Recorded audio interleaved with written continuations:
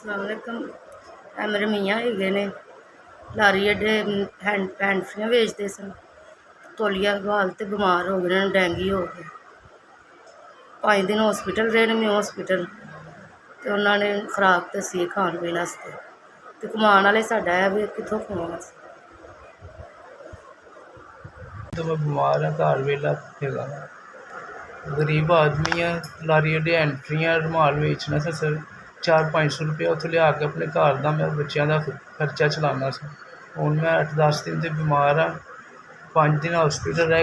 उन्होंने खान पीन का कुछ दसिया, मैनू फ्रूट वगैरह जूस वगैरह दसिया, तो मेरे को कुछ भी नहीं हैगा।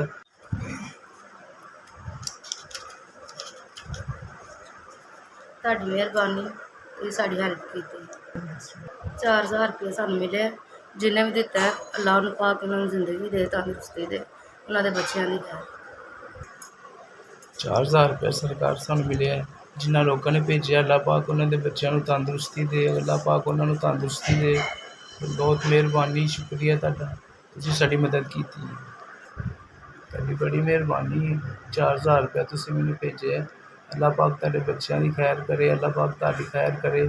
मैं थोड़ा जिहा राशन पवा लांगा, कुछ अपनी दवाइयां लैवांगा, अपने तो खर्च कर लांगा। अल्लाह पाक तुहाडी खैर करे, बड़ी मेहरबानी। SVS तुसीं सानूं 4000 रुपया पहुँचाया, तुहाडी बड़ी मेहरबानी, शुक्रिया।